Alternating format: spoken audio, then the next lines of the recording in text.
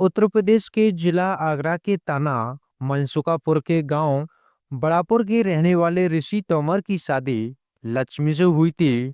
लक्ष्मी से शादी करके ऋषि तो खुश था, लेकिन लक्ष्मी उससे खुश नहीं थी क्योंकि ऋषि उसकी चाहत के अनुरूप नहीं था। ऋषि मेहनती तो था, लेकिन उसमें कमी यही थी कि वह सीधा साधा युवक था। वह ज्यादा पढ़ा लिखा भी नहीं था। बड़ापुर में कोई अच्छा काम ना मिलने पर वह दिल्ली जाकर नौकरी करने लगा। करीब 2 साल पहले की बात है। ससुराल में ही लक्ष्मी की मुलाकात कहीं के रहने वाले दीपक से हो गई। दोनों की नजरें मिली तो उन्होंने एक दूसरों के दिलों में जगह बना ली। पहले ही नजर में खूबसूरत लक्ष्मी पर दीपक मर मिटा था, तो गबरू जवान दीपक को देखकर लक्ष्मी भी बेचैन हो उठी। एक दूसरे को पाने की चाहत में उनके मन में इलोरे उठने लगे, पर भीड़ के चलते वे आपस में कोई बात नहीं कर सकते थे। लेकिन आंखों में झांककर वे एक दूसरे के दिल की बात जरूर जान लेते थे। बाजार में मुलाकातों का सिलसिला चलने लगा। मौका मिलने पर वे बात भी करने लगे।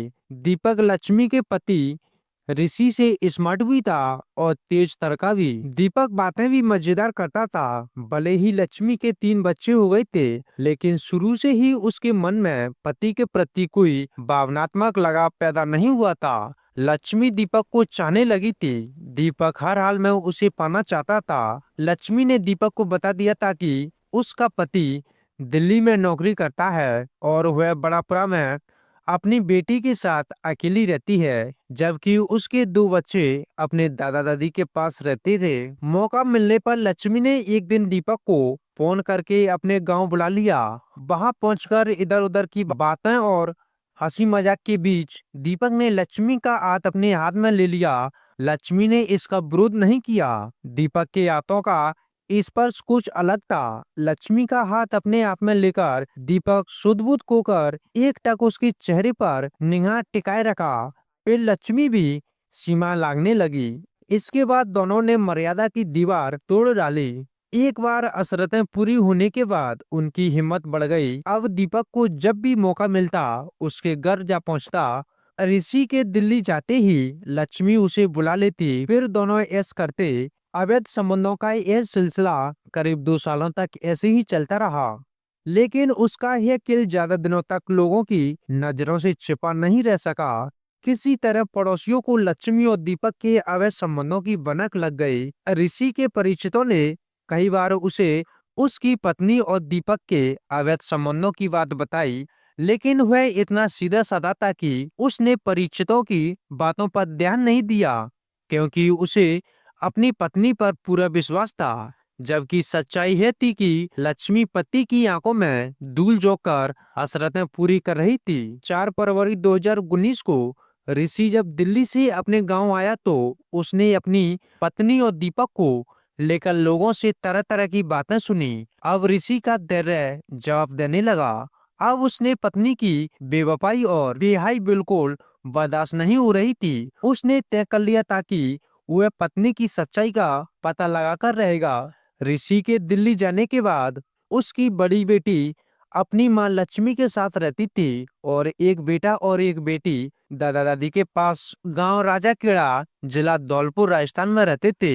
ऋषि के दिमाग में पत्नी के चरित्र को लेकर शक पूरी तरह बैठ गया था। वह इस बारे में लक्ष्मी से पूछता तो घर में कलेश हो जाता। पत्नी हर बार उसकी कसम खाकर यह भरोसा दिला देती थी कि वह गलत नहीं, बल्कि लोग उसे बेवजह बदनाम कर रहे हैं। घटना से एक दिन पूर्व 4 फरवरी 2019 को ऋषि दिल्ली से गांव आया था। दूसरे दिन उसने जरूरी काम से रिश्तेदारी में जाने तथा वहां 2 दिन रुककर घर लौटने की बात लक्ष्मी से कही थी। बेटी स्कूल गई थी। इत्तेफाक से ऋषि अपना मोबाइल घर भूल गया था, लेकिन लक्ष्मी को यह पता नहीं था। करीब 2 घंटे बाद मोबाइल लेने जब घर आया तो घर का दरवाजा अंदर से बंद था। उसने दरवाजा खटखटाया। पत्नी ना तो दरवाजा खोलने के लिए आई और ना ही उसने अंदर से कोई जवाब दिया। तो ऋषि को गुस्सा आ गया और उसने जोर से धक्का दिया तो कुंडी खुल गई। जब वह कमरे के अंदर पहुंचा तो पत्नी और उसका प्रेमी दीपक आपत्तिजनक स्थिति में थे।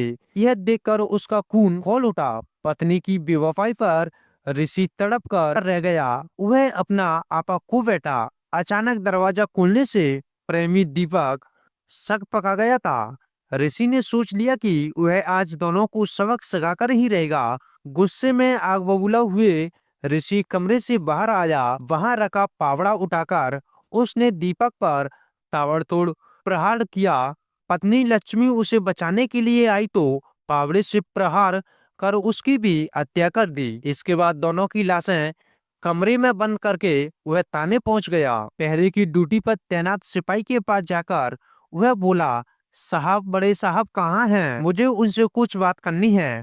थाना प्रभारी ओम प्रकाश सिंह उस समय थाना प्रांगण में धूप में बैठे कामकाज निपटा रहे थे। उन्होंने उस युवक की बात सुन ली थी। नजरें उठाकर उन्होंने उसकी ओर देखा और सिपाही से अपने पास लाने को कहा। सिपाही उस शख्स को थाना प्रभारी के पास ले गया।